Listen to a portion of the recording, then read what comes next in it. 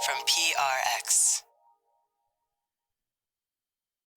Friends beyond the binary, ladies and gentlemen, boys and girls, it's time for the podcaster who's here to take you on a trip to a shopping mall, a trip down memory lane for some people, though this episode will be a character going down memory lane. How come it's called, in my case, there's no lanes in my memory because I picture a lane as a very, straight without meanders. Especially, if someone was to say, stay in your lane, I'd say, well, which one's, I don't even know where my lane is, stay in my lane. And I would feel an internal resistance to, then I would be like, oh yeah, don't worry, I'm going to, if I was a kid, and the teacher said that, I'd be like, oh, totally, I'm going to stay in my lane. And I'd purposely, just the kind of person I am, I'd find the line they were referring, once they pointed out my lane. I've gotten this as an email before, I just never thought about it. But I never had a teacher say stay in my lane because that was kind of a new thing. And usually dudes use it anyway, to other people. But I'd be like, I'd purposely step on the line and over the line. But in this case, and within my mind, there is no, my lanes are not, you see, your lanes are not lane-like at all. You're not very lane-like. And I'd say, correct about that. I don't even know what got me started about, the memory lane. Particularly when it comes to memory. I guess someone that can recall, what was June 25th, 1981? What was the day? And they say the day, the week, or whatever. I guess that's not memory either. That's like a calculation lane. I could see that recall lane. I can see that memory lane. I don't know. I don't know if there's fans of it. Strolling down. I guess I can just see strolling down memory lane. I guess when you're presenting it in that way, it's more of an idyllic presentation, like a sales brochure. Later, don't you want to be strolling down memory lane?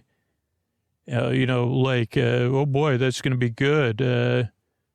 But then you're like, at bedtime. That's, by the way, why I make this show, because that's kind of what happened. Welcome to Sleep With Me, by the way, a podcast that's here to keep you company while you fall asleep. What happens for me at bedtime is exactly that. I say, hey, how about, I get the brochure during the day, and then I say, oh boy, I'd love to stroll down memory lane. Some part of me is like, don't worry, later at bedtime, it'll set everything up perfect for bedtime. We'll stroll down memory lane together. It's a straight lane, full of smiles and shops and pastels, great stuff. And then at bedtime, it does not, let's just say the brochure was not representative of the experience, right? And unfortunately, Sleep With Me doesn't have a brochure because it's hard to represent what's coming. This is a podcast, if you're new, to keep you company and take your mind off stuff so you could fall asleep, to be your friend in the deep dark night as you drift off, and not to put you to sleep, but to kind of set the mood so you could fall asleep. And it does take some getting used to. What we got coming up is support, so paying for the show is optional, then a long meandering intro meant to ease you into bedtime. And then a bedtime story about friends in a shopping mall together, solving problems or working out stuff together. And it's all friendly, goofy, silly. Clearly, full of meanders. So I'm glad you're here. Regular listeners, what up? Good to see you all. Particularly you. I'm glad you're here. So, that's what the show is. I'm really glad you're here. This show is really and truly made possible by the people that either before they go to sleep or tomorrow take action, support the show directly on Sleep With Me Plus or an Apple Podcast, or support one of our sponsors. That's it. Like, those are the ways we're bringing the show. The show doesn't have any outside funding or anything like that. It's just listeners taking action so this could be here for everybody. And paying for it is optional because of that people, because of those people, not that people. And I'm really thankful for that because I love making the show and being here for you on a regular basis. So thank you so much. And here's a couple of ways you could, if you do so choose, you could support the show so it can be here for you and everyone else on a regular basis. All right, everybody, it is time for me to talk about tonight's sponsor, Helix. Now, I've been sleeping in my Helix Dusk Lux for over 4 years. Some of my siblings sleep in Helixes. My nephew sleeps in a Helix. Because I told them about it personally, not just on the show. I said, it's amazing. You take the quiz, you get matched with the mattress that fits you and how you sleep. Or most importantly, me and my needs. I mean, I can't make this podcast unless I'm sleeping good. I mean, I could do this as an ode, right? Oh, to my Helix Dusk Lux. Oh, let me count the ways. Oh, dear, I guess it'd be better as a letter, right? Dearest Dusk Lux, you know I like to sleep on my side. You know I like to sleep on my stomach, but I've been away from you, and I miss you so. One night without you is too long, because you know what I need. You fit my needs. Oh, these past 4 years with you have been like a dream. And every night when I see you, when I feel my cheek upon your, whatever, I don't know what I say that's appropriate for a sleep podcast, but in summary, oh boy, is it nice to get in bed with you every single night. Thank you so much, my Duskaluxy Poo. Oh, Duskaluxy Poo. Oh, I'm glad we got matched together. Better than the dating app. Way more reliable. Was taking that quiz. 2-minute quiz in a 4-year relationship. That's helixsleep.com/sleep. Take that Helix quiz. There's a special offer for October, 20% off all mattress orders. Go to helixsleep.com/sleep, helixsleep.com/sleep. Take that quiz. See what mattress you get matched with that fits your needs and how you sleep. And then let me know about it. Thanks, everybody. Decisions. Wait a minute. Are you still looking for cars on Carvana? Yeah. Decisions. When I used Carvana, I found the exact car I was looking for in minutes. Bought it on the spot. Electric or full diesel? Decisions. Come on, you've been at it for weeks. Just buy it already. You're right. Crossover it is. Decisions decided. Whether you know exactly what you want or like to take your time, buy your car the convenient way with Carvana. Hey, everybody, this is Scoots here, and this is a message for people. This is a message about Sleep With Me Plus, supporting the show directly. And I want you to imagine, like, all the personal services that you pay for on a regular basis, whether it's getting your hair cut, maybe you get food delivered, maybe you get your nails done, or a massage. There's so many people that provide services that are valuable parts of our lives, right? And I just wonder where Sleep With Me falls in those personal services that make your life better. And if you say, yes, Sleep With Me is pretty high, and I probably get $300 worth of value out of Sleep With Me every month. I listen 5 nights a week. It helps me go to sleep so I can work, so I can be a member of my family, so I can get up on time, and so I can feel good about my life. I'm just wondering, like, what would you tip on that? If Sleep With Me actually brings you $300 of value, or whatever it is, would you tip Sleep With Me 5% a month? Would you tip me 20%?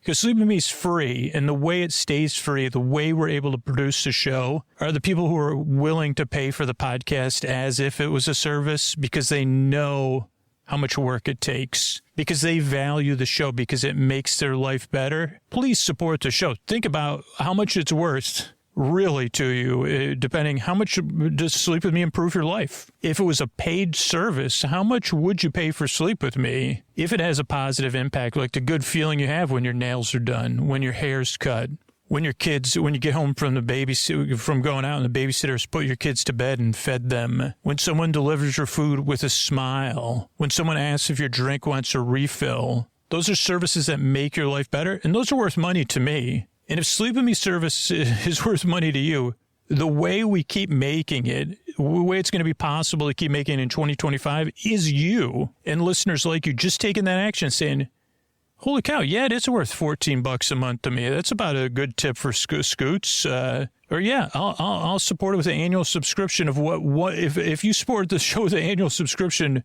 based on what you get out of 1 month of value of Sleep With Me, you could support it for the whole year just based on 1 month worth of value you get out of Sleep With Me. If you say, you better believe I get $245 of value out of the show every single month, that's the top tier supporting the show. It makes a gigantic difference, and it's critical to the future of Sleep With Me. Kind of the action you choose to take right now, if you're agreeing with what I'm saying, if you can afford it, and Sleep With Me is a service that is a part of your life like those other services, your action or inaction is critical to the future of Sleep With Me. Those people that'll set an alarm or go to sleepwithmepodcast.com/plus right now and support the show, you're supporting the show into the future, into next year. And those of you that wait, it's kind of putting the, it's like, well, I don't know. You're kind of putting the show in a, well, I don't know situation, like saying, well, I don't know about supporting the show. I'd love to have your support because I love making the show. I love having a positive impact on your life and the lives of people who can't support the podcast. There's a lot of people who are listening who just can't support the show, who love it. And that's kind of the difference between Sleep With Me and other personal services. Most of those are pay first, right? You either pay or you get the service, you either pay for the service or you don't. But with the podcast, paying for it's optional. And that's powerful. That's powerful when you support the show directly. But it's also stepping out of your comfort zone. It's doing something different. It's takes some, there's some resistance to it. And I don't just mean with you. It's a natural resistance.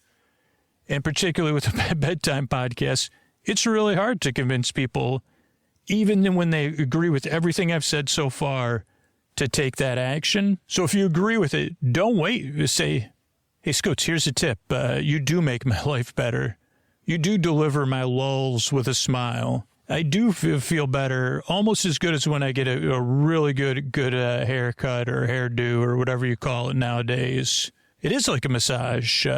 So you can do that at sleepwithmepodcast.com/plus. I'll appreciate it, and so will a bunch of other people. Thanks so much. Oh, Mystery Bard, a lot of people help out in this show. Who are they? This posty poster son sounds like an earful. Wrote the theme song. Carl W. the legend. Also Ashley, Kenny, Scotty, Jennifer.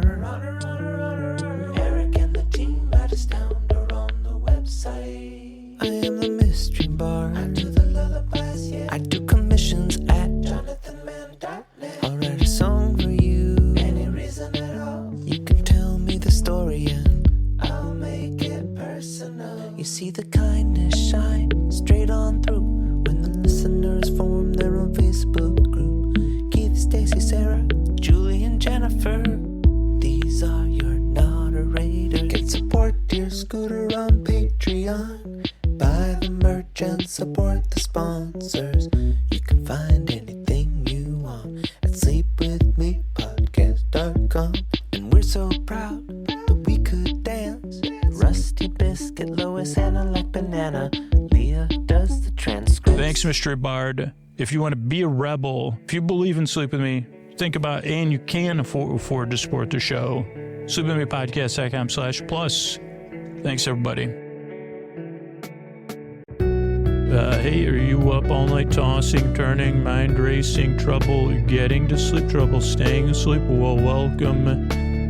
This is Sleep With Me, the podcast that puts you to sleep. We do it with a bedtime story. All you need to do is get in bed, turn out the lights, and press play. I'm going to do the rest. What I'm going to attempt to do is create a safe place where you could set aside whatever's keeping you awake, whether it's thoughts, memory lane thoughts, or other ones. Thoughts about the past, the present, the future.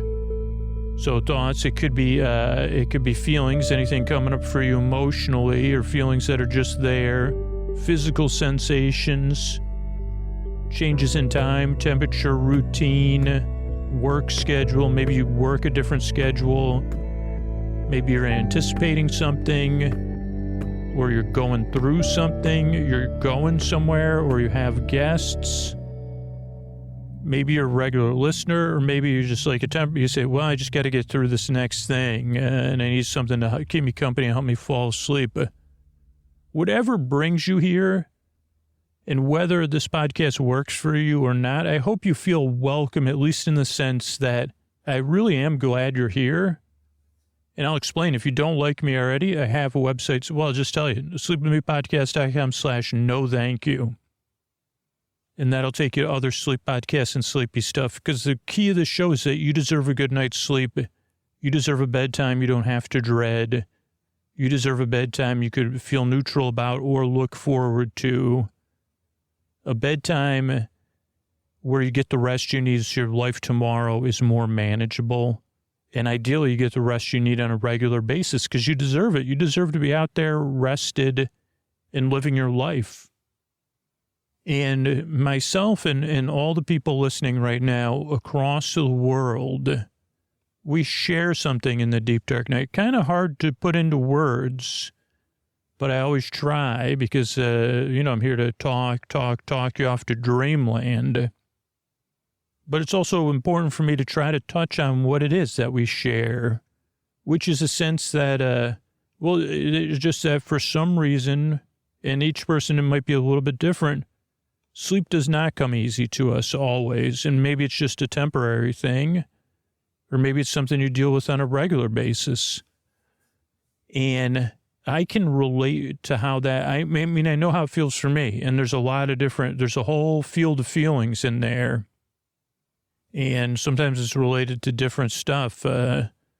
So I can probably relate to how it feels for you, but maybe say, no, you can't. I'm going through this very specific thing with very specific feelings. And I say, yeah, well, that's not, I'm still glad you're here. Even if I can't relate to it, what we do share is there's enough people listening. One, that even if they can't relate like to exactly what you're dealing with, they do care because they have their own thing or their own experience with the nighttime and sleep. And so they do care if you have your thing too. But there are enough people listening that there is someone out there who knows how you feel. And that might be a little bit beyond belief, but it is true. And not only that, that person is sitting up in bed right now or perking up and holding a space for you here. And they are deeply glad you're here because they know, I'll just use it metaphorically. They know exactly how you feel. And that's why they're so glad you're here. And they really hope this podcast can help you out and that it can help you out where one day you could hold that space for somebody else. And that's kind of what we share is this, it's like it's happening behind the scenes. You don't even have to really do anything to have this kind intention or whatever, because it comes from a place of that doesn't feel kind, right? The night and sleep, I don't know. It is kind of a magic that's beyond my understanding, but I like to talk about it because that's why I'm glad you're here, genuinely. And the way this show works is I send my voice across the deep dark night. I use lulling, soothing, creaky dulcet tones. Oh, so creaky are my dulcet tones. Pointless meanders and superfluous tangents. So that means my voice is not traditionally considered soothing, or it's not intentionally designed to be soothing. I could try to do that, but and it's not I don't know. There is an intention behind how I speak on the show, but it's, I don't know. I don't know if you know what I mean, because I can't even explain that either. I mean, my intention is to just be here in the moment with you. That's what drives my voice, is that I'm just trying to be here and keep you company. And the pointless meanders and the superfluous tangents are part of that too. I mean, I go off topic, I get mixed up, repeat a lot of stuff, double back, get lost, go in my lane, forget what my lane is, don't stay in my lane. Then I'll say, okay, I'll stay in my lane for a pretty long while. Because you say, well, boy, is this lane, by the way, excuse me, teacher, is this lane going anywhere? Please just stay in your lane. And then I would overthink, here's what would really happen. Like if that happened, I'd say, okay, I'll try to stay in my lane for a while and just see how it goes. I mean, I can't promise to stay in my lane, but I will for temporarily, because this imaginary authority figure has kindly asked me to. How about this? You just stay in your lane for a little while. Like that might work with me. The kid me. Okay, I'll do that. But then eventually I'd say, well, is this lane going anywhere? Can you just, how about you can't say it like that. You see how that went up? Then I would resist. No. Yeah, well, let's just see where it goes. We'll just stay in our lanes, okay? But eventually I'd start to overthink it. I'd say, this lane's just going on, and I don't know if I can stay in this. And then I would start, once I was aware then I'd become so aware of the lane. Like this happens to me all the time, even though it's metaphorical. I think you probably get it. As soon as I'm aware of the lane, somehow I can't stay within it. Even, okay, I'm just going to focus. And they say, I mean, that's kind of is how it is for us that can't sleep either. The people that don't experience that, they don't have any way of processing it or even accepting it because they can just see that happening for real. You say, what do you mean you can't stay in your lane? Why can't you stay in your lane? Well, I'm trying. No, you don't. Like, I'm trying. Well, the lane's straight. You just got to follow. Well, no. I'm trying to stay in my lane, really, but I just can't. I don't know. Well, just stay in your lane. It's just that what you do is there's a lane and you stay in it. No, I know. I get that part, but I can't, and sometimes they project all sorts of stuff onto you. Sometimes they let you know what they're projecting. But you say, no. Like, even if I was alone, like, you don't understand. Even if I was alone and I totally wanted to stay in this lane, it's not like I swear I'm not acting out. I think we could agree on these things. There's a lane you're telling me to stay in. And I'm aware of the lane. I'm sensing the lane, and my expectation is to stay in the lane. But something's happened. Even my subconscious wants me to stay in the lane, but my awareness of the existence of the lane. Could I lay a metaphor on you about this metaphor? I guess I can't, or you could just stay in your lane. Well, here's what happens when I go for, when they say, hey, let's see how I'm trying to think, okay, let's just say I'm getting a hug from someone who it's in a safe situation, family member, full of love.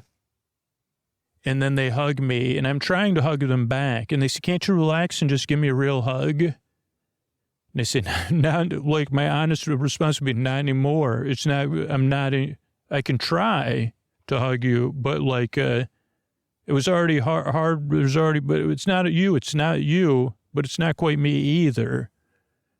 Like, I can try to hug you, but now that you've made me aware of the fact I have to relax while I'm hugging you, probably is not even when I get a massage, they say that. Why don't you just try to relax? You say, well, I'll never relax now. I mean, that would be the easiest version. Oh, you just relax. I'm just going to give you a masseuse. I'm a professional masseuse you've paid. I mean, I haven't. It was a gift certificate. Sorry. I mean, no offense. Don't worry. I'll still tip you and whatever, but no. Okay, we'll just try to relax and enjoy it. Yeah. Was it like the idea of, no, it's not. It's beyond my understanding. It's some sort of, it's not spiritual. But now that the thing is, once you've told me to relax, I can. So do you understand now? That's why I can't stay in my lane. Can you just stay in your lane? But that's not it's just a lane that you stay in. Don't you want to stay in your lane? Well, I'm actually trying to, believe it or not, this is going to be awkward. I'm trying to open up a sleep podcast, and somehow you got in here. I didn't realize how deep my I'm always surprised. Believe it or not, this is pretty funny. You're probably not going to laugh about this. You are somehow in a lane in my subconscious. Though I'm very doubtful it's a lane, but just to use your terminology, a bit like the Matrix or something. You do seem to have a lane that you stay in, because I've seen you in other places in my deep within me, though not this particular terminology. And so we've actually, I don't know if you have a sense of deja vu, but we've gone through this before. And so I forgot even what your question was. You've probably experienced that before with me, but,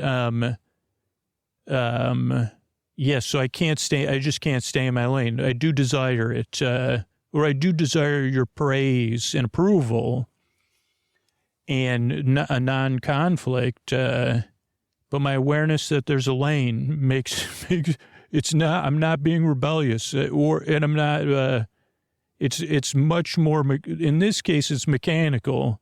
My awareness, earlier, like 12 minutes ago, when you told me about the lane, I was trying to not stay in my lane. That was rebellion.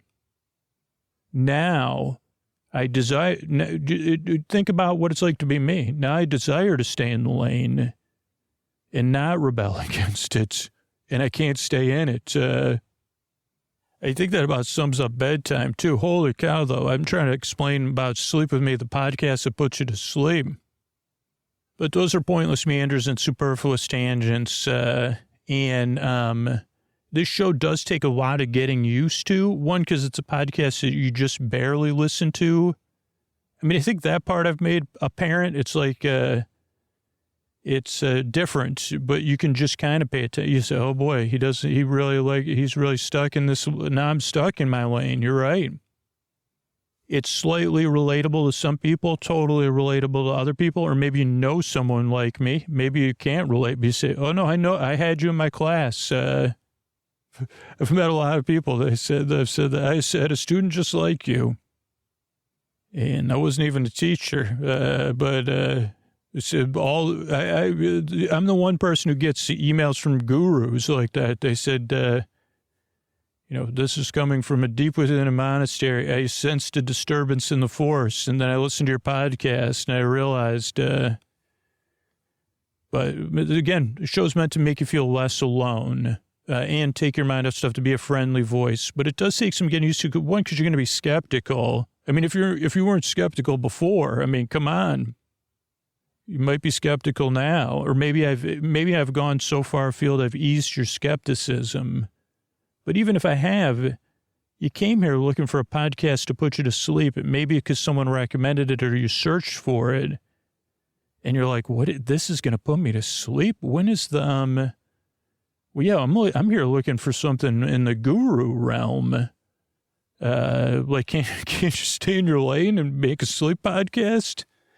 And I'd say, yeah, that's how the show works. You're exactly right. I don't know, but yeah. So so it just takes some getting used to it. And I'm not like saying that facetiously. I've gotten I'm like a million emails that have said, at first I had strong distaste for you. And then after 2 or 3 tries, I realized, oh, this show never makes any sense. He wasn't kidding. He wasn't kidding about that lane stuff. So I don't know. Just give it a few tries and see how it goes. And the regular listeners are, they're laughing because I haven't found. This is kind of what happens in the intro. Somehow I discover something strange within me. And I have a mother load of strangeness within me. I don't want to brag, but I had no idea this was in me. But then some person would be like, actually on episode 424, you actually taught. And I said, oh, wow. Well, it's like a different, I found a different part of it, So that's one thing. This is a podcast you just barely listen to. Also isn't here to put you to sleep. I'm here to keep you company while you fall asleep, which is a little bit different. I'm here to be your boar friend, your boar bae, your boar sib, your boar bud, your boar bestie, your neighbor, your boar bee, your boar burr, your bores, your boyfriend, your best boyfriend forever, and keep you company while you fall asleep. So there's no pressure to fall asleep. That's why the shows are over an hour. That's why there's like over 600 episodes ready to go. So you don't even have to think about falling asleep. You see, this person's going to ramble on and on and on about different stuff and keep me company, but I can just say, and barely pay attention to them or nod with a half smile on my face. So, yeah, that's, I don't know what my point was. Oh, yeah, it's a podcast you barely listen to, no pressure to fall asleep. I'm here to keep you company while you fall asleep. Because there are people listening who need a break during the day, who listen episode after episode after episode, or who just can't sleep at all. So I'm here to the very end, whether you're awake or asleep. The last thing is structure of the show. The structure of the show is very intentional, and it's the number one thing that throws new people off. So I run through it every time. And again, this is like the main way people listen to the show, this version of the podcast linearly. This ad-supported version. But if you listen to 3 or 4 of these and you say, well, I like the show, but there's ways to adjust. But I actually wouldn't adjust it till you listen to like, I don't know, you can adjust it whenever you want, I guess. But the show starts off with a greeting. All our shows, or 90% of our shows, start off with a greeting, so you feel seen and welcomed in. Friends beyond the binary, ladies and gentlemen, boys and girls. And then whatever. And then I went off topic for like longer than normal with our greeting. Then there's support, because that's what, like, this is going to sound strange if you're new, but a ton of work goes into the show to make it sound free and easy, and a ton of time. And so the support is what makes it possible to do this twice a week on a regular basis. And if you prefer something without ads, you could support the show directly. But the sponsor version is what works for most people. It's just what most people enjoy. Then there's a long meandering intro, totally separate from the support. It's a show within a show. Like tonight, it was definitely a show within a show. And it goes on and on and on for about 15 to 20 plus minutes in this case. And it serves one purpose, to introduce the podcast to new people. For regular listeners, it follows a familiar structure every time, but it's different every time. So you can't quite adjust. You know how it's going to go, but you know it's going to have pointless meanders and superfluous tangents. So whatever part of you keeps you awake, like that memory lane part that says, well, now I got some memories for you, they're still distracted. Because I just found that repetition... Familiarity works, but when I hear something over and over again, it stops working for me. So that's why the intro is different every time. The reason the intro lasts 15 or 20 minutes is because it's part of most listeners' wind down. So whether you're getting ready for bed or you're in bed getting comfortable, while there are some listeners that fall asleep during the intro, most people use this as part of their bedtime routine. So the intro is supposed to ease you into bedtime. If you prefer something without the intro, we have bedtime stories from Sleep With Me. It's in every podcast app. And that's just the intro, or that's just the greeting and the stories. But for most people, the intro, I mean, come on, this was pretty interesting. And then again, eventually, like, and I don't know, just having a bedtime routine was what works for me personally, what most studies say works. Or research. And it's a nice thing because it gives you something to look forward to. So that's the intro. Then there's support. Then it'll be our bedtime story, Multiplex tonight. And that's it. That's why I make the show. That's what goes into it. I'm really glad you're here. And I'm really grateful for everybody that works on this show so hard and everybody that enables us to do that work. And I'm really glad you're here. I work really hard. So do all the other people that work on this show, because we yearn and we strive. We really want to help you fall asleep. Thanks again for coming by. And if you believe in this show, here's a couple of ways you could support it for you and everybody else. Sleep With Me podcast is brought to you by Progressive Insurance. Do you ever think about switching insurance companies to see if you could save some cash? Progressive makes it easy to see if you could save when you bundle your home and auto policies. Try it at Progressive.com. Progressive Casualty Insurance Company and Affiliates. Potential savings will vary. Not available in all states. All right, everybody. Welcome to our episodically modular series, Multiplex. Almost forgot the name of this series. This is a tale about four friends in a shopping mall, working to help people working at the mall and guests of the mall. And the main character, Wyatt, is going to catch you up on all the details with episodically modular. This is a series. It has a touch of seriality, and but it's episodically modular, meaning you can listen to them in any order. At the beginning of every episode, the main character does their best to catch you up on everything that's happened. And this particular episode, hopefully Wyatt will do a really detailed job of catching you up on everything that happened as a kind of throwback to stuff we used to do in the past. But we'll see. And but yeah, this is episode. I'm not even sure if this is like 14, 15. But you can listen to them in any order. And then, the ones after it'll be the rest of the series, and ones before that'll be prequel type stuff. Or, if you do want to listen to them in any order, that's why we have over 600 shows ready to go. You could fall asleep right now or kind of just barely pay attention to this one. And then you can create a playlist tomorrow during the day with episode 1, 2, 3, 4, 5, 6 is all available if you listen to this free version of the show. Or if you listen to the paid version of the show, if you only want the stories are available in a story-only podcast on Sleep With Me Plus or bedtime stories from Sleep With Me. So, and that's the beauty of why we make a podcast. As podcast apps, you can build playlists. And so if you did want to be a completist, you just don't pay attention, just barely pay attention. I can almost guarantee you won't remember much. You could, there's also tons of other Sleep With Me episodes ready to go, but we keep that in mind. We keep you in mind when we make this from scratch, all the work that goes into the podcast. I try to put myself in different listeners' shoes because some people do like to listen to things in order, and I understand that. And so I built the show to kind of put you at ease, give you an option to barely pay attention or to listen to it and know you're listening to the right episode. If this is your first Multiplex episode, this is number one. It's just how they're numbered. But if you prefer to listen to them in numbered order, that's fine too.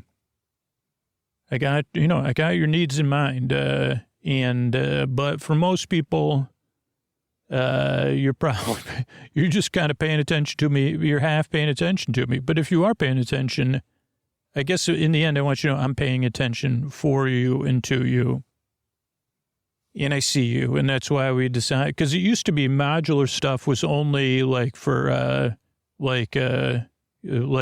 grades K through 6. You say, oh, we have modules, or on, stations in space. Oh, that's our module. It's a habitation module. Well, this is the module where this takes place, and this is where that takes place, but we can switch them around. So, yeah, that's kind of the episodically modular aspect of the show. But you know what other aspect of all these episodes we have is a Hollywood announcer who comes all the way from the greater Los Angeles area and who, has so much of, he's so gracious, so loving. So, he really is. So, I cannot say enough about, I think he's in a parade. When the stuff happens in the theme park, he shrugged. So I'd like to go meet Puss in Boots in person, but I say, well, I want to see the parade. I think you're in a parade. He doesn't know, though. I mean, he knows. He's just that's how gracious he is.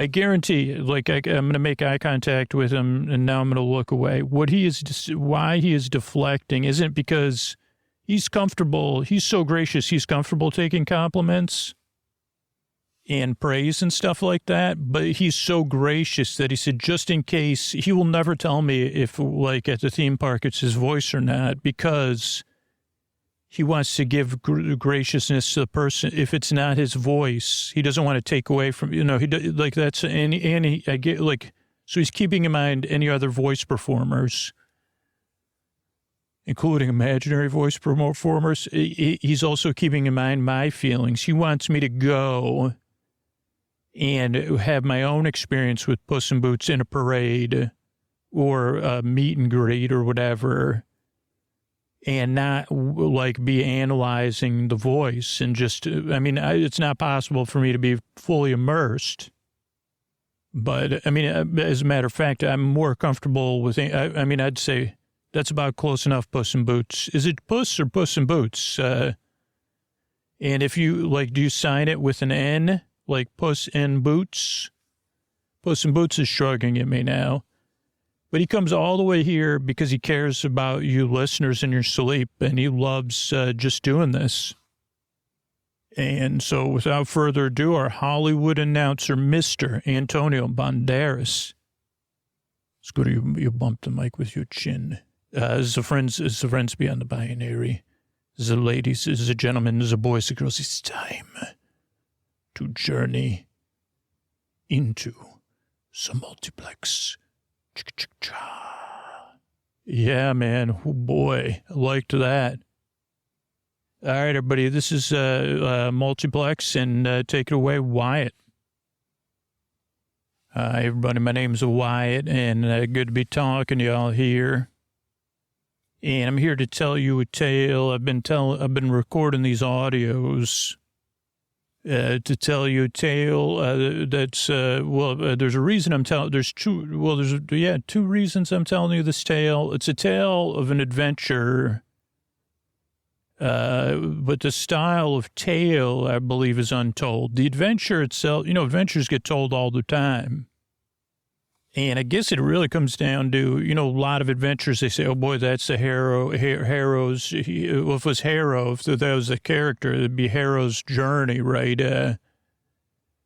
And when they say that, or they could be talking about heroines or heroes, but their journey, right? The heroine's journey. I may be saying it wrong, but let's just say there's a hero. And it's about their journey, and their journey brings them someplace great, right? This is this is a wrong way to say it, but I'm just using it in words that may create misunderstanding. But plain words, the plain person's journey, I guess you'd say, and you say, oh boy, plain person. Just another person's journey. Maybe that's better. I was going to say the ordinary journey, or the journey of how a person, but what did I say? That one I accidentally said worked. Just an ordinary person, just another ordinary person's journey. But no, just another person on a journey. No, that doesn't work either. No, on a journey to be an ordinary. Just another event. It's not a plain adventure. The adventure part is adventure-y. But what happened was, that's part of the reason I'm telling this tale, is because Boyd, the corncob kid, was an acquaintance, and Santos, San, and Josie were my friends. And the three of us, no offense to Boyd, were on a path towards greatness. And you could say, well, how do you know? Well, I just know the path we were on. I didn't know where it would lead. But if you were looking at the sun, let's just say you're in a boat and you're a child, maybe younger than me, because we're in high school when this happened, or just out of high school. But you're in a boat and you say, okay, you see the sun going down slowly. And you say, I'm going to take this boat to the sun.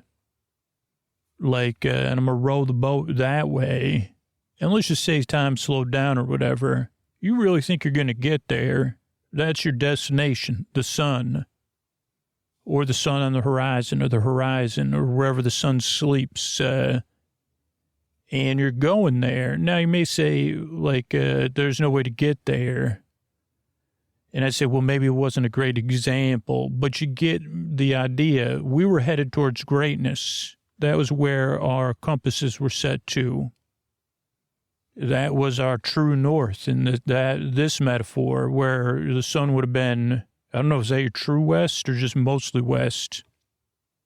But I guess we wouldn't have let the sun set until we had gotten to greatness, which each of us, it was a different flavor of greatness.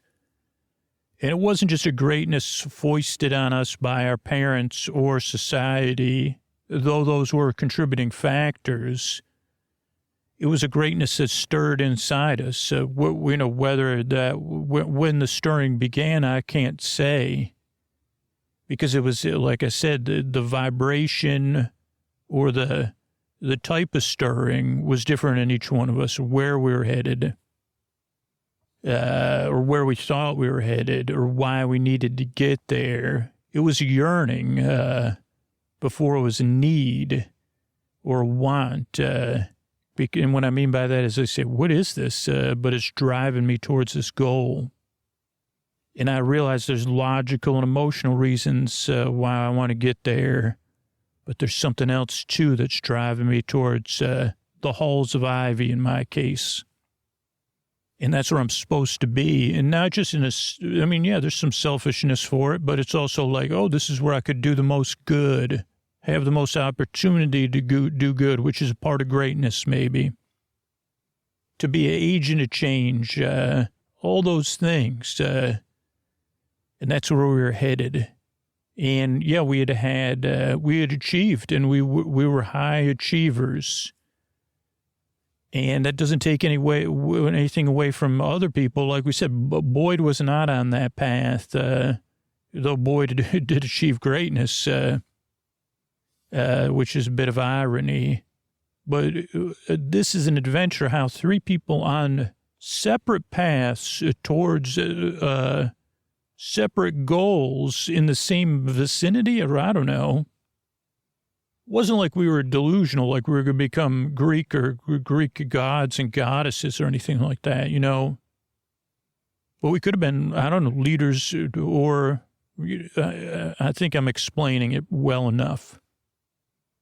Because what happened on this adventure was suddenly we went on an adventure so great that it deterred us from the path towards greatness. An adventure so grand. It didn't, I don't know how to, you have to experience it, I guess, like, that's why I'm telling the tale, because it doesn't make any sense even to me trying to metaphorize it, It's like, but how does a group of people, again, trying to use simple words to explain something destined for greatness, go on an adventure, an unbelievable adventure. And at the end of the adventure, it leads them to a place that's kind of plain and ordinary in the best way possible, but not in a way that takes away from other people's greatness or other people's plainness or ordinariness. Or you say, well, I'm a little bit shinier than ordinary. And I'd say, I see that. I like that. That's one of the things I like about you. I wouldn't have been able to say that or appreciate it, I guess. So this is a great adventure of four people, where three of them ended up kind of plain and ordinary. And I don't think that last part's ever told, or if it is, it's not in an on-the-nose way. Hey, here's this wild adventure we went on. Now we're all kind of regular people. With, I realize that those are just words. Regular people doesn't define anything. So that's part of the reason I'm telling it. The other reason is to clear the record, because even though I'd gone on that adventure, achieved a kind of life for myself in the middle, some of the things I did during my life, which one was I recorded a public access TV show, which to explain is like back when you had cable TV, let's just say you lived in, I don't know, a town with a population of 350,000 in the Walnut Grove area, greater Walnut Grove metropolitan area. That's just a made-up city. Maybe you live in Walnut Grove. That's great. Now, Walnut Grove would have their different channels. It's a large enough market to have their own news and weather and stuff like that. But within all those channels, there would be a public access channel where the public could access it and make their own programming as a part of the community. And so I made a show on there and where I would host like movies, autumnal-themed movies, science fiction-themed movies, and I would have guests on. This is a popular form of public access. It was on even regular channels late at night sometimes. It still is. I would host the movies. I would talk about them in between or during breaks, and I would have guests on. Now, this is just public access, so only the people in the Walnut Grove area, a very small percentage of those people knew about public access, and even a smaller percentage watched public access. And even a small percentage of them watched my show. I mean, every once in a while I'd be at the Pizza Hut and somebody would say, oh, you're Wyatt, right? And we would have a nice interaction, but that was a rare thing. It was nice to be appreciated, but it was just a small thing because we didn't have we had something like the internet, but we didn't have streaming media and stuff like that. It was just something I did for fun, and I enjoyed it. And the people, like I said, the person at the Pizza Hut enjoyed it, and that was good. But in this new era here, somehow someone uploaded all my tapes, digitized them and uploaded them, which is fine because they're preserved. I mean, I understand the idea of preservation in it. And the community college is involved in that, and it's probably good. The student was learning something, so I'm not being judgmental. But something about the things gained an audience on the internet, which is across the world, meaning even though it's a niche thing, more people were interested in this niche thing. And particularly the interviews I did in between movies, people were very interested in those because they said, well, how did he do that makeup? And who is this performer pretending to be the mummy? Who did the costuming? This guy's brilliant. Who is this improv troupe he works with? Like was he doing all the writing himself? And I'm here to clear the air finally. No, I was not. All of it's real, and a result of this adventure I went on. And and so I'm not a makeup expert or an improver or a writer. I was just someone interested in those films, and I had friends that I'd met on this adventure who I could have on as guests, which it was cool. I mean, I guess, yeah, I said, well, boy, this will be cool, because I knew no one would question it at the time. They'd have just thought, oh, hey, boy, who was that was dressed up as the Count of Chocolate? And I could say, they're from out of town. That's what honestly happened.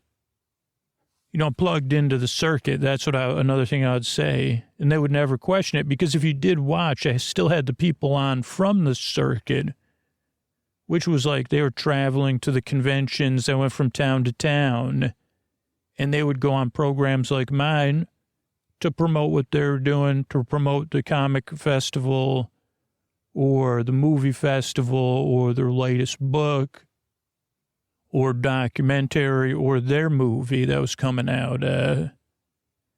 And so none of it was my doing, I guess is what I'm saying. And I said, well, why don't I get this adventure down? It'll clear the air, but it'll also let people know sometimes you can go on an adventure to go back to a life without Flash. So I don't know. That's what I'm here for. To tell you. So what happened in this adventure? Because we're getting close to the end, so I better figure out telling you everything that's happened so far. Because I don't even know if I remember it correctly. You know, I'm not as young as the Wyatt in this story, for sure. So what happened was, before I started telling this tale, I had a scholarship to go to Halls of Ivy. So did my friends. We were all heavily recruited even. I also had some secrets I was keeping from everybody, which maybe I'll talk. Well, I could talk about it now. Yeah. So I'd got admittance to school I thought would be best, and I'd gotten plenty of money to go there. And what happened was I was used to take things without permission from people in stores, and I would usually not use that stuff. I'd just throw it away or destroy it. And it was something going on with me. Obviously, I had to be looked into and stuff eventually. But first, I had to have like something down happen. And because I kept doing it, even when I get caught. And so the consequences kept going up. And for a long time, was able to be kept a secret. And my parents were more than willing to keep it a secret, too. You know, it's not the kind of thing you want to tell people. Your son's taking stuff and so he took something from a store, but not to use it, but to break it and then throw it in the garbage. That's strange. And yeah, I agree. I didn't understand it at the time. It took some time and some healing, to be honest with you. But we're not here to talk about that. We're here to talk. Well, the consequences ended up being costly. I lost the scholarship. The school was still willing to accept me, contingent on me completing some things, but there was no longer any money for me to pay to go to school. And we were in a conundrum because it wasn't just that school, right? But this was the school, one of these schools to get into. So going somewhere else, it was like, we've got to figure out a way to pay for it. And my parents were like, well, this is all we can do. And, but again, when you're like, I was a high achiever, I said, well, this is destiny. We'll get it figured out. It wasn't like I was unapologetic. I was caught in some sort of loop there. But that loop aside, I still thought I could get to the Halls of Ivy through my own willpower. And that I would figure it out. But I was down, too, because, one, I was holding a secret from all my friends. Two, it was a secret I didn't quite understand or couldn't comprehend, nor could the adults in my life. Eventually, I'd meet an adult that understood and could help me. But not that the adults didn't want to. And so I was down about that. I was confused and down.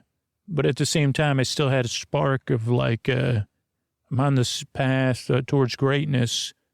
I just got to, it sounds egotistical, and maybe a part of it is. But it was something more than that, right? It was that I knew I could figure it out if I set my mind to it, and I was about to set my mind to it when destiny rang at the door once again. Because San and Josie and I were playing mini golf. We were pretending we were playing it for the full amount of my scholarship, or $1 million or something. And we were trying to beat my sister's record. And we were trying to do that, right? And sorry, I just think about my sister and all that. It brings me to pause.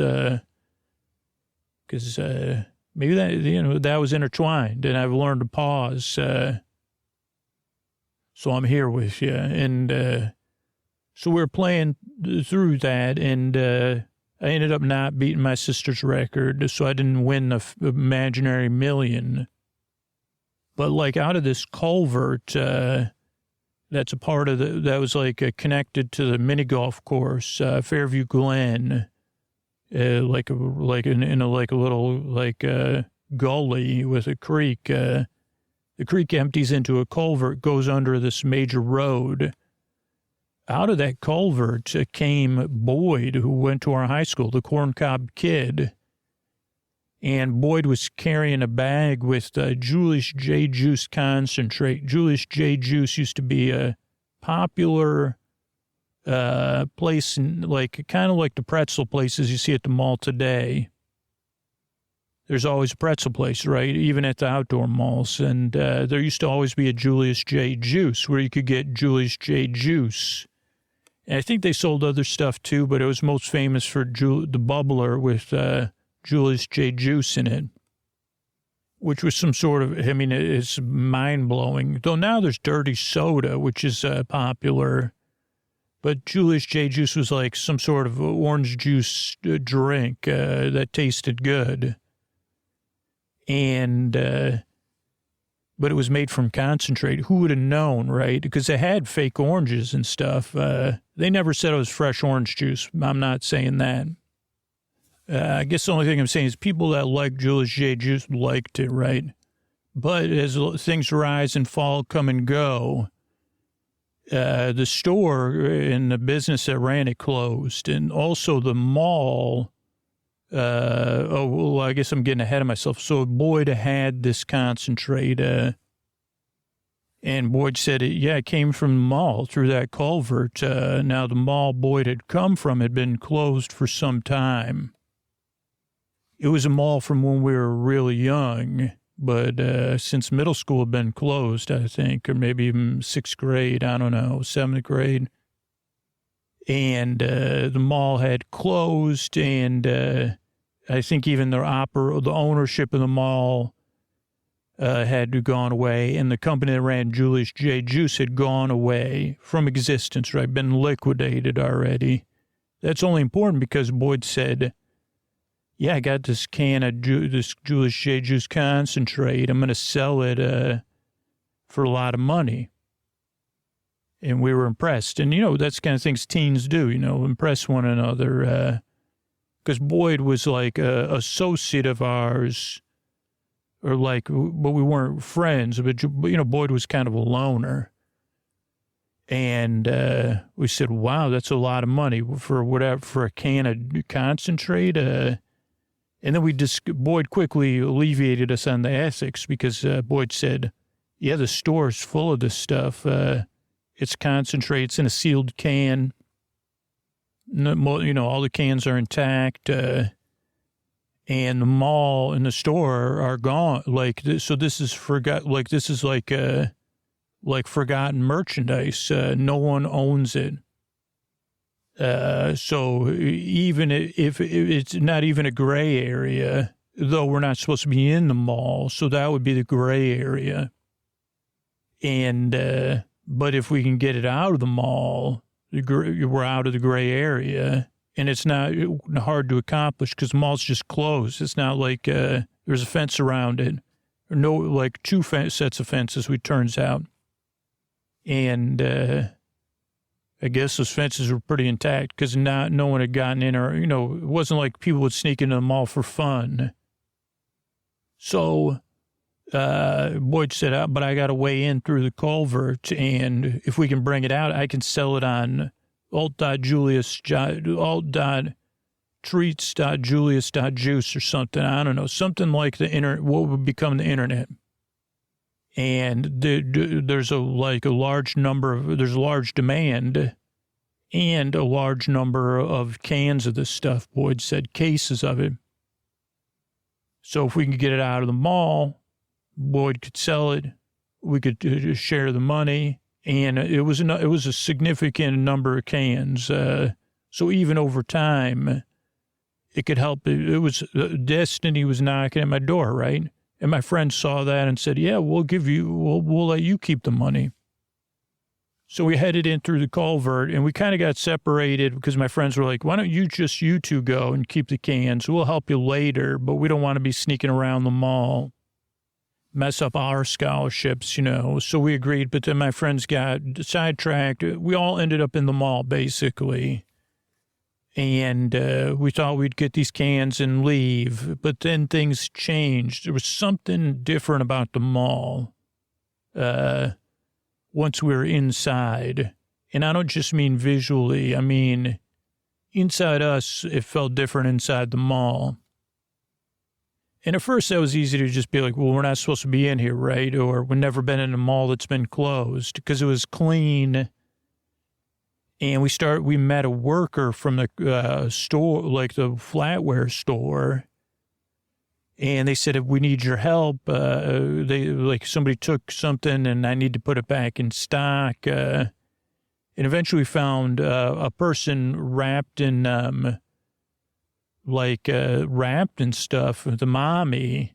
And then we were like, oh, wait, maybe this is an immersive theater. That's why the mall's so clean. Lights are on. Some of the stores are stocked, or most of the stores are stocked. And this is an animatronic, right? And they needed our assistance. At first, we weren't sure, and they seemed, and then we ended up, we ended up at the movie where the movie that the mommy was famous from. And it became apparent that, because again, this is a common thing, these rooms that you got to get out of. People pay to do this all the time in your world. And there's ones that are also immersive theater with performers. So we still thought that. And the mommy said, I got to get into this movie, but I needed something to change, more or less. And eventually we found that if we helped the mommy change their view of, instead of getting back in the movie, to get back at the people who were not nice to the mommy, which would not end pleasantly for the mommy in the movie. If the mommy went in with a different outlook, things turned out better. Like, that's what we had to figure out slowly. And then the mommy, at the end of the movie, instead of not being a mommy anymore, or became a cereal commercial and a cereal mascot. And again, I guess we were at that point, because it was nighttime and we slept, we said, something's off here. This can't be immersive theater. But we had the weekend covered, because we were going to be up to, teen stuff anyway. So we could spend the weekend. We were like, I guess we're spending the weekend in the mall. And then after that, we helped I can't really quite remember. We helped another worker because at Spence's, maybe, who needed light bulbs. Yeah. And then we found Franny from Franny and Victor. And Franny was trying to get back into their movie. I think they were trying to make some sort of thing. I just recorded this in my memory. But yeah, Franny needed help, and we needed to get the light bulbs back. And first we were like, we're just going to get this. We just want to leave at this point of the mall now, because it's like, this isn't, something's off here. And so we said, this is like too confusing, I guess. But eventually we helped Franny get back in their movie same way. Oh, if you don't, you know what I'm saying? I guess I think you know what I'm saying. If you go back in your movie and you're, because they were like, no one wanted them to help them. So they were irritable, So we went back, we helped Franny. Then Franny became a cereal mascot. Then we also met a cereal mascot, Crispy Commander Crunch, the Crispy Commander. Who likes cereal time or breakfast time, cereal spoons up, reporting for breakfast, Crispy Commander, that whole, you remember all that. But it was a real being, a real sentient being sleeping in a grandfather clock. And the Crispy Commander said, yeah, great, you're here. Yeah, I need help. These beings are coming out of the movies, and you got to help them get back in the movies. And I figured, I guess we didn't quite fit. It was all very simple. It's like, yeah, you got to help them. Otherwise, they'll start wandering around your town. But if you help me, they'll be in these cereal commercials. Actually, That's a business, so you'll get paid. I don't know. I think that was like, we were like, oh, wow. We were like, again, like fate is calling. And then the crispy commander also said, by the way, time here is different. This is on the transverse plane. So every day at the mall is only an hour in your world. So suddenly it took away the time frame, also gave us some motivation, right? We can't couldn't have Franny walking around our town. And also then I could go to like the Halls of Ivy selfishly. So we said, okay, also it's like, this is a hero, not a hero from our youth, but someone we're familiar with. Of course, we thought at the time we could trust the crispy commander, even though it's a bit strange. Then at some point we helped the count to chocolate. Same thing. They had the chocolate touch. You know about their movie, turning people and things to chocolate. And we helped them learn how to be like, to kind of solve some of those things. And again, a lot of this was based on things we could relate to, feelings deep inside. Maybe the same feelings driving us to be great at the Halls of Ivy. At this time, we didn't detect that. This was a subtle influence, But seeing the Count to Chocolate, who really just wanted, they were stuck, right? They couldn't touch anything or else it would turn to chocolate. And no one likes that, obviously. You say, well, that's my best friend. You just turned to chocolate, dude. Not cool. Well, I just want to be friends with all of you. That's not going to go well. No good result. So we helped the count. We helped some other workers. Then we met the person who couldn't be seen. We didn't really want to help them because their movie, they were just they had the biggest ego, and they were not nice, and they were a bit of a, I don't know, they weren't a nihilist, but they were like beyond that, But we eventually ended up kind of helping them, but never back into their own movie at this point. We were just, they were helping us because suddenly we learned also that the crispy commander was a child, and an adult. No, I don't know. They thought they were an adult. Maybe in the serial realm they are an adult because they had gone to retirement in the serial realm. This is what the crispy commander told us. They're going to be retired. But they also fell in love with someone from a cereal commercial who was a grad student in the commercial right around the time the crispy commander was retired. And then they found out that they didn't know what acting was or anything like that, but they found out, oh, she's an actress. And then they were like, well, I'm in love. Like, it was a crush, by the way. They weren't actually they thought they were in love. And they thought now that they were in our world, and they were like, well, if I could get her to come to the mall, I'll make it an acting camp, and then we'll fall, like, we're already in love. Again, very juvenile thinking, not even in a judgmental way. For us, even as seniors in high school or graduated high school, we're like, what? But you can see how it'd be sensible as somebody younger. And then we realized, okay, we can't let this this actress who plays graduate students in cereal commercials come to the mall thinking they're coming to a professional immersive acting camp, or however Crispy Commander portrayed it. And the person who couldn't be seen had been working for them, like upkeeping the mall and stuff like that. So we had a new mission, which was to double cross Crispy Commander and keep this woman from coming to the mall, which we succeeded on, chasing her away by kind of giving her non-positive feelings. And the way I created the non-positive feelings with my friends was to tell them about how I took their stuff and, damaged it and threw it away. So then they were kind of mad at me. I think I'm missing a couple other things in there. maybe not, though. So I guess let me recap before I take it, like, let me summarize, because maybe some stuff. So there's there's multiplex at our mall with more than one theater.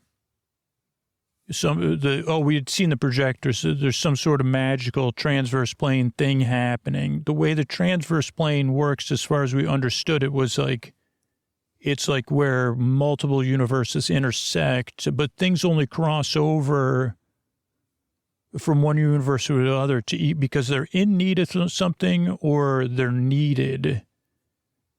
And I think that's important because in the fancy portrayals of stuff, it's always like I don't know.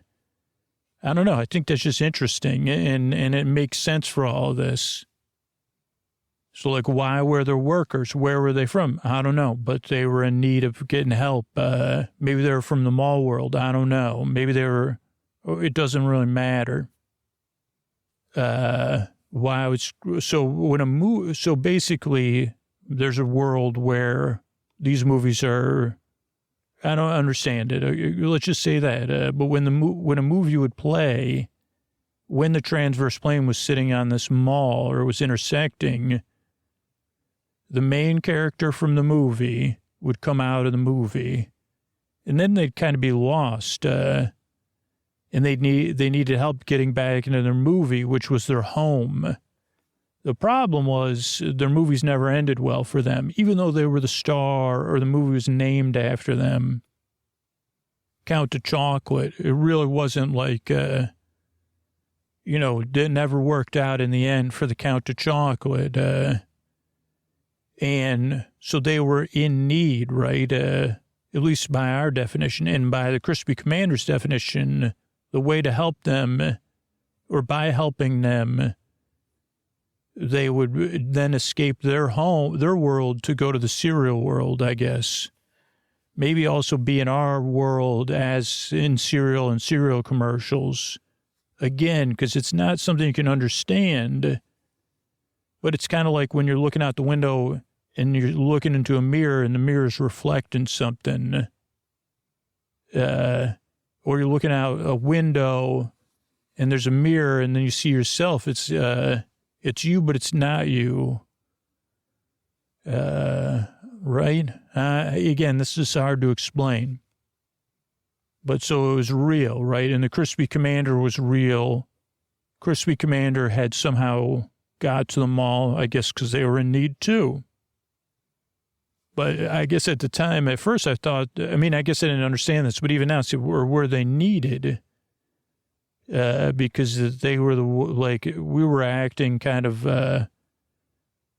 we had suddenly joined up with the Crispy Commander, and now we're in opposition to the Crispy Commander.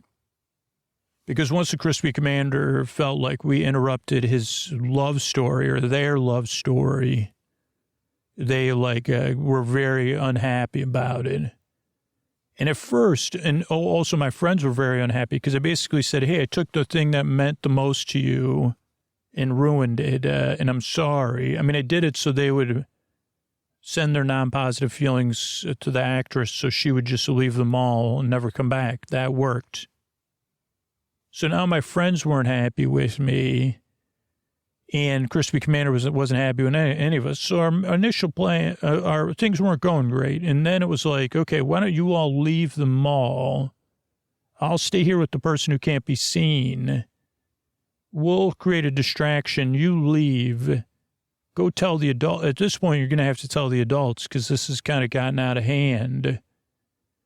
And then we'll try to find a resolution, right? But we probably need adults. And we agreed to that plan, but the Crispy Commander was already fuming, I guess. And the Crispy Commander did something that hadn't happened yet, which was to start a movie that was already was from this year, which was called Shopping Town Mall. And it was a movie, like a newer movie about safety bots that kept them all safe in the fictional movie. But then they had an interaction with electromagnetic power or solar flares or something. And they had a malfunction where they would give you a non-positive experience for being in the mall, even if you're supposed to be there. Or, they're usually supposed to give you a stern talking to and write you up. But instead they would give you a non-positive experience, maybe even one that enables you to cross a rainbow bridge. But now those security bots were out of the movie. And they so that interrupted that plan. So then we found ourselves in a store about being successful and secret of my success. And that's where we were kind of able to at least work out some of our interpersonal stress from my bad behavior and kind of come up with a plan, which we kind of had in the back pocket, which was pretend the actress returned to the mall to distract the crispy commander again. So, I think that's kind of we were okay, if we could pretend the actress has returned from the mall, then the crispy commander will stop the movie with the bot, the security bots, and hopefully that'll stop them from chasing us around. But also the person who can be seen was still helping us. So we said, okay, you could pretend, cause they had changed, really, where they wanted to help us, and they wanted to get back in their movie. They did not want to be a cereal commercial though. And so I guess it's kind of what's happening is now it's what are we going to do? We're going to have to figure out getting out of the mall, stopping all the movies because we have to stop the crispy commander, I guess, and help the person who can't be seen get back into their movie in some sort of order. And hopefully my friends can forgive me for making a mistake, So I guess that's it. That's how we got to where we are on this adventuring. And I guess I filled you in for a whole time to talk. So the next time I talk to you, I'll fill you in again briefly. And then tell you how the tale goes from there.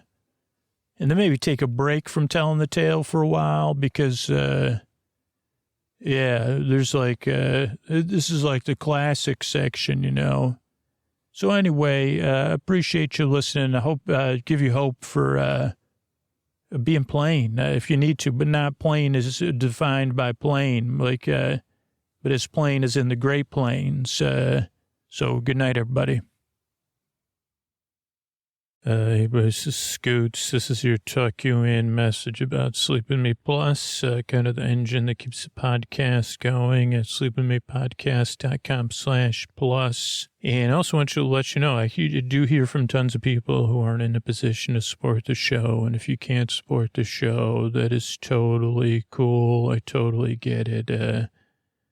Like when I say in the earlier messages that this message is not directed towards you, it's not. It's directed at people who want to support the show or just they're like, oh, I am in a position to support the show. And then much like me, they, other stuff distracts them between when I talk about it. That's a pretty normal experience, right? But I always like to clarify that because, now, if you can't support the show financially, but you really want to support the show, we do have the referral program. You could do that at sleepwithmepodcast.com/refer, REFER. Probably had about 10 people who've earned between 3 months and 5 years of Sleep With Me Plus,